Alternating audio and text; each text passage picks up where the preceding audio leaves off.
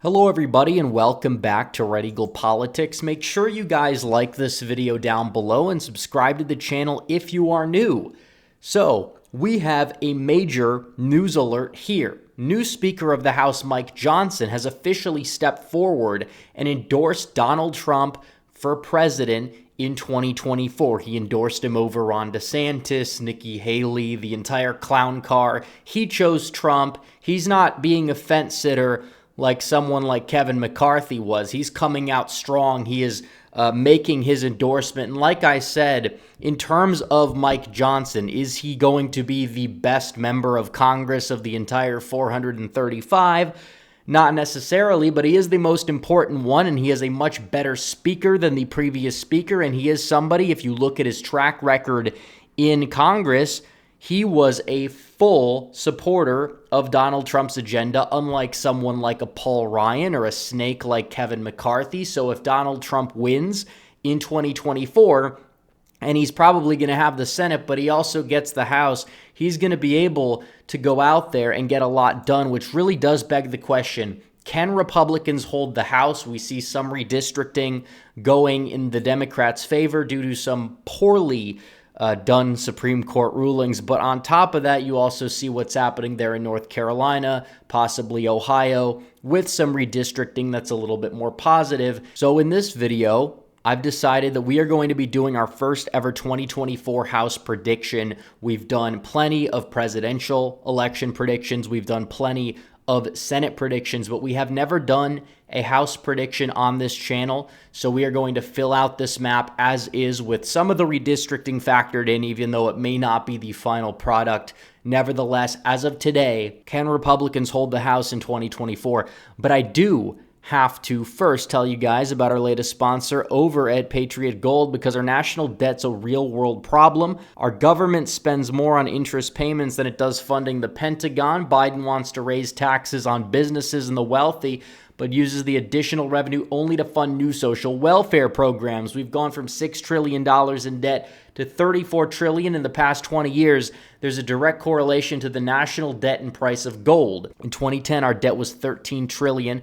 Gold, $1,000 an ounce. 2023, $33 trillion, and gold's $2,000 an ounce. The Speaker of the House, Mike Johnson, as aforementioned, has warned that our greatest threat to national security isn't Russia or China, it's our national debt. So call the proud Americans the Patriot Gold Group today. Before it's too late, mention Red Eagle Politics and you'll always get the best-in-class service from Patriots protecting Patriots. Patriot Gold Group has the no-fee-for-life IRA, where your 401k or IRA can be in physical gold and silver, and you may be eligible for it on qualifying rollovers. So call 888-857-8696 and get your free investor guide today. Patriot Gold Group is Consumer Affairs' top-rated gold IRA dealer 7 years in a row. Call 888-857-8696 or click the link in the description down below. So we see the Mike Johnson endorsement there, and we are going to fill this map out. So we're going to be looking at the competitive races, and we are going to go through them, and we are going to see if Republicans are going to hold them based off of certain things that we do know. It is important to know that funding matters a lot in off-year elections. It matters a lot in midterm elections, but when you have that strong top of the ticket, like the presidential race, to carry certain people to victory, funding does matter a little bit less, and that kind of can dictate the difference between races that we see in 2020 versus 2022, for example. So, without further ado, let's start here. Alaska at large, there was a new candidate that was announced today for the Republican side, their lieutenant governor there, and I think that Peltola is going to be weighed down because of the unpopularity of Biden. Republicans this time are avoiding the divisive primary, more likely than not, which will likely give Republicans a slight upper hand in this race. Again, it is very early, but it's very possible that Peltola could end up being a one-termer. It just depends on how the presidential race really goes. So Alabama's 2nd district, redistricting probably does make this one a blue district. You're not going to see Republicans go out there and win this district because it's not going to be a Republican district anymore. So now we go to Arizona's 1st congressional district. David Schweikert out there. I really think that he will probably hold on by a hair. He held on in 2022. He held on in 2020. I think that he very well could hold on by a hair, although this is a pure toss-up. Same thing with Siscomani, who did outperform the rest of the ticket in his district by quite a bit. Again, this isn't necessarily a guarantee. These are very competitive seats, but nonetheless, I would anticipate that these individuals would end up winning them. So then we go to California's 13th district. It really depends on how this district trends at the presidential level. I would say, I think that you look at all of these California races, it does seem as if down ballot California is going to be more Republican than it is at the presidential level. Also, Republicans making very modest gains in the state of California as well. So I probably would say that Duarte, this one's going to be very competitive. I think he might go down. I think Valadeo may hang on. I think Mike Garcia does go out there and hang on. For some reason, he just won't go down.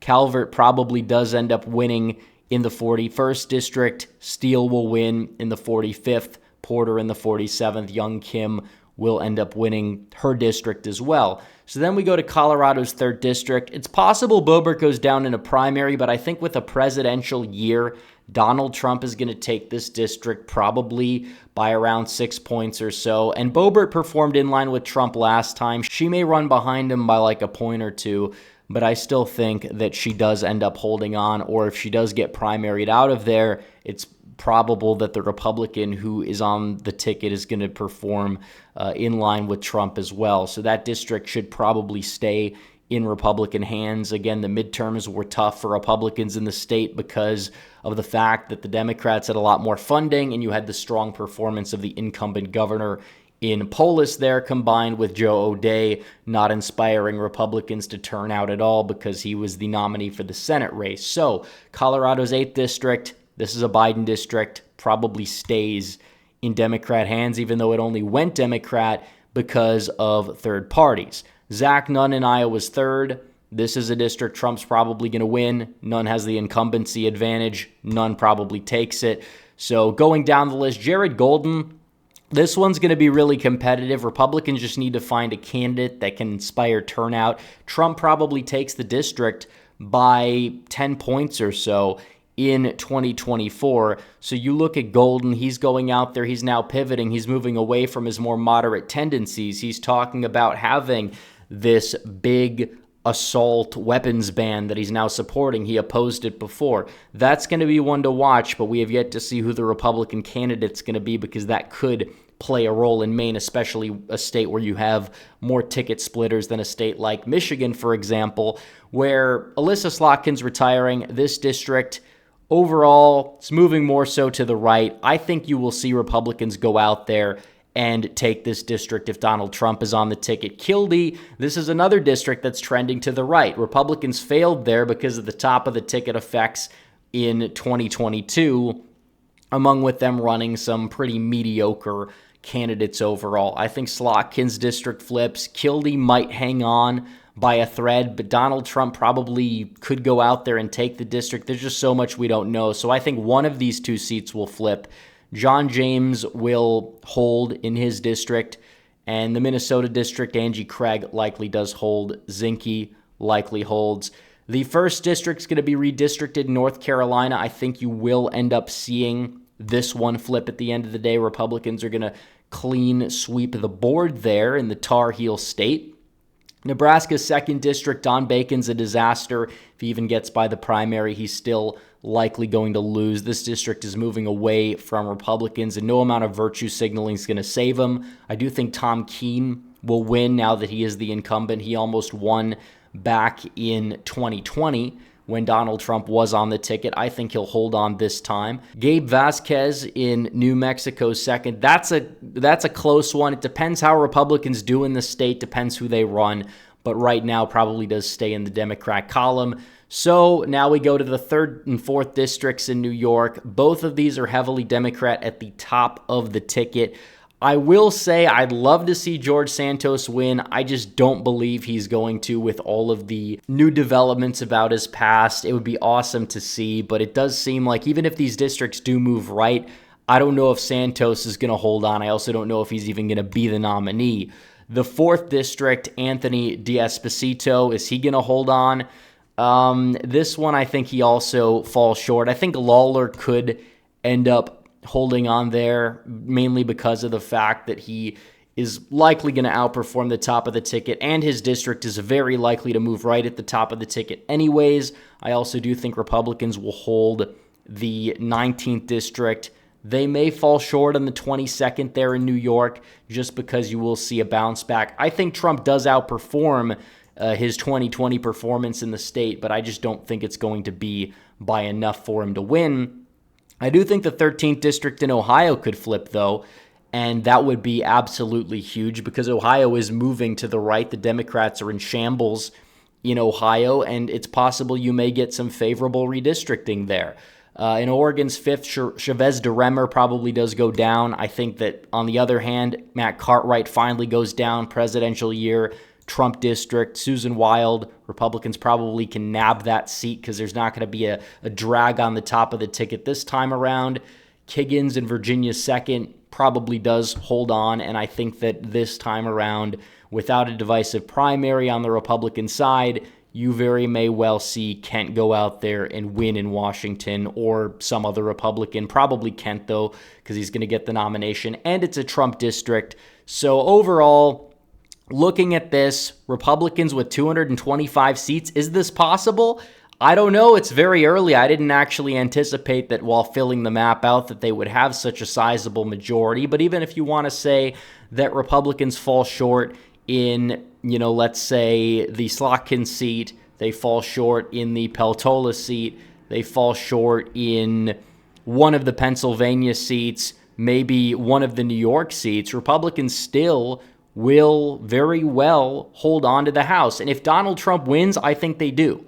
If Joe Biden goes out there and wins, I think that the House is probably going to be either A, on a razor-thin knife's edge, or B, the House is going to flip back to the Democrats, which would be unfortunate. But either way, you have a lot of people that are like, well, all of this drama is really hurting Republicans in the House. It's like, seriously, people aren't going to be focused on that. They got it settled. We're not even thinking about that front and center right now. I mean, hypothetically, if you see something like an impeachment for Joe Biden backfire on Republicans or somehow make Biden more popular, not saying it's going to happen, but especially now because Republicans likely aren't going to fall into that trap.